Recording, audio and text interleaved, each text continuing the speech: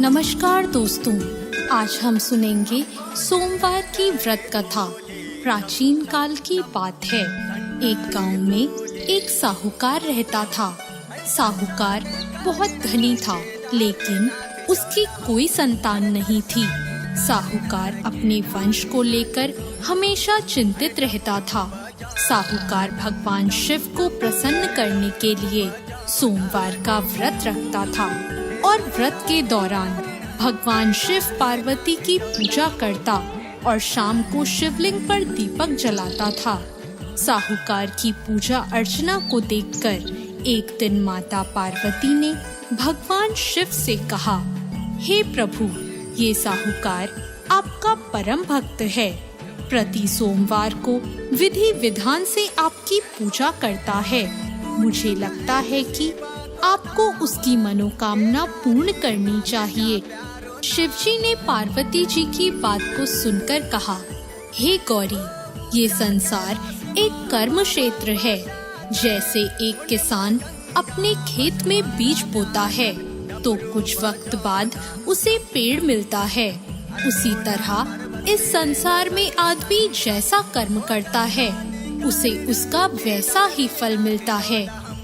भगवान शिव बोले कि इसके कर्मों में संतान सुख नहीं है, लेकिन माता पार्वती ने भोले भंडारी से दोबारा आग्रह किया और कहा, हे नाथ, फिर भी आप इसकी मनोकामना पूर्ण कर दीजिए। यह आपका परम भक्त है। अगर आपने अपने भक्तों की इच्छा को पूर्ण नहीं किया तो वो आपकी पूजा आराधना क्यों करेंगे? माता पार्वती के इतना आग्रह करने पर भगवान शिव ने कहा, यह साहूकार बहुत धनवान है और इसके कोई पुत्र नहीं है, इसलिए ये सदैव चिंतित रहता है। लेकिन इसके भाग्य में संतान योग भी नहीं है। लेकिन तुम्हारे आग्रह करने पर मैं इसे पुत्र प्राप्ति का वरदान दे देता हूँ। लेकिन इसका जो पुत्र होगा वो केवल 12 सालों तक ही जीवित रहेगा।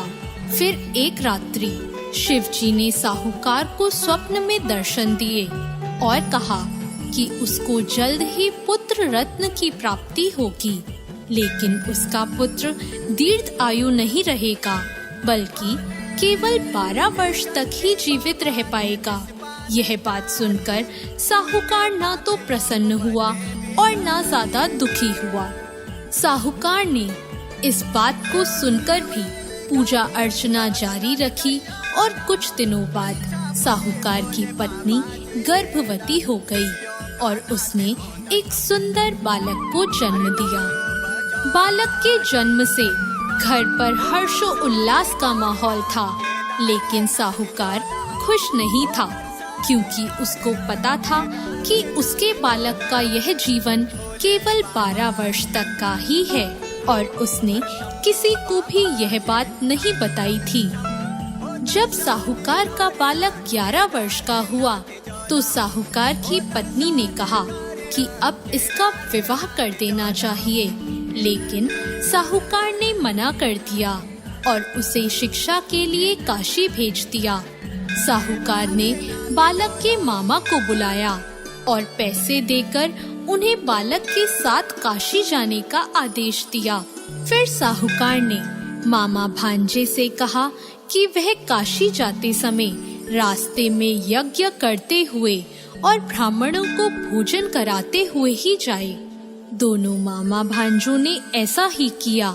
काशी जाते वक्त जिस रास्ते से मामा भांजे गुजर रहे थे, उसका राजा अपनी पुत्री का विवाह एक ऐसे राजकुमार से करवा रहा था जो कि काना था, यानी उसे एक आंख से दिखता नहीं था।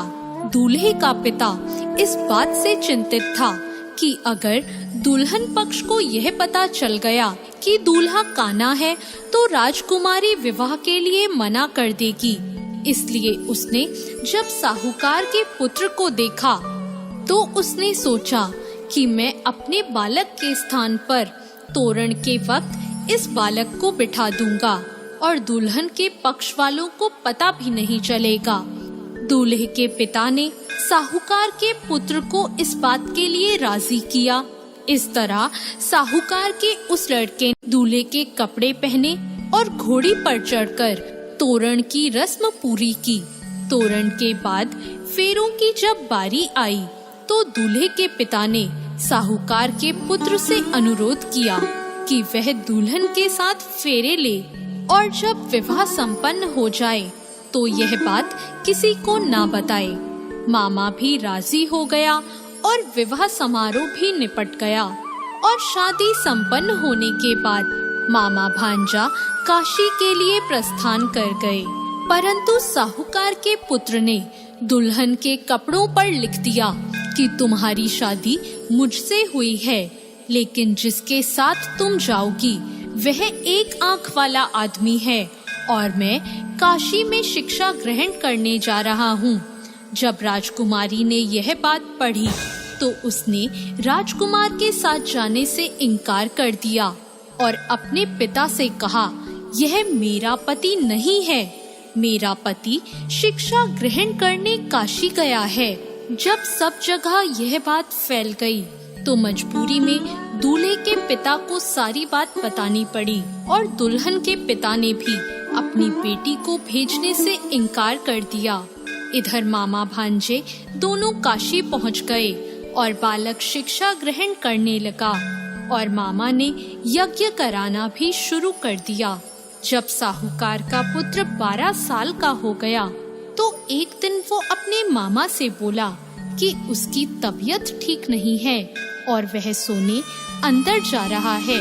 साहूकार का पुत्र अंदर सोने गया और उसकी मृत्यु हो गई। कुछ देर बाद जब मामा अंदर पहुँचे, उन्होंने जब अपने भांजे को मरे हुए देखा तो वो बहुत दुखी हुए, परंतु वह रो नहीं सकते थे वरना उनका यज्ञ अधूरा रह जाता। इसलिए मामा ने वापस जाकर यज्ञ पूरा किया और ब्राह्मणों का भोजन कराने के बाद मामा अपने मृत भांजे को देखकर रोने लगे। उसी वक्त उसी मार्ग से शिव पार्वती गुजर रहे थे। माता पार्वती ने किसी के रोने की आवाज सुनी तो उन्होंने शिवजी से कहा, हे प्रभु, कोई मनुष्य रो रहा है, चलो उसके दुखों को दूर कर देते हैं। शिव पार्वती मामा के पास गए और उन्होंने जब मृत बालक को देखा तो हैरान हो गए, क्योंकि वह भगवान शिव के आशीर्वाद से जन्मा साहूकार का पुत्र था। माता पार्वती ने कहा, हे नाथ, यह तो साहूकार का पुत्र है जिसको आपने केवल 12 वर्ष तक का जीवन दिया था। पार्वती जी ने मृत बालक को देखा तो उन्हें दया आ गई और उन्होंने शिवजी से कहा, प्रभु, आप इस बालक को जीवन दान दे दीजिए, वरना इसके माता पिता जीते जी मर जाएंगे। माता पार्वती के आग्रह करने पर शिवजी ने उनकी बात मान ली और उसे जीवन दान दे दिया। साहूकार का पुत्र जीवित हो गया और मामा भांजे अपने घर की ओर प्रस्थान के लिए चल दिए। रास्ते में साहूकार का पुत्र उसी शहर से गुजरा जहां उसका विवाह हुआ था।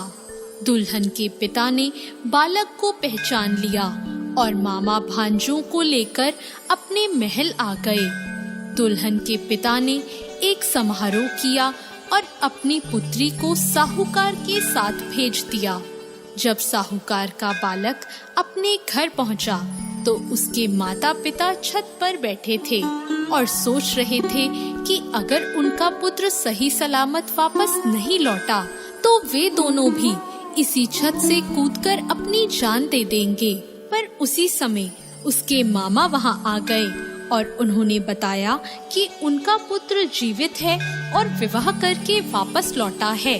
साहूकार ने अपने बालक को जीवित देखा तो खुशी से उसका स्वागत किया और साहूकार का पूरा परिवार खुशी खुशी अपना जीवन बिताने लगा। जैसे भोलेनाथ ने इस परिवार पर कृपा करी, ऐसी कृपा सब पर करना। तो दोस्तों, कैसी लगी आपको आज की ये कथा? ऐसी और कथाओं के लिए हमारे चैनल भक्ति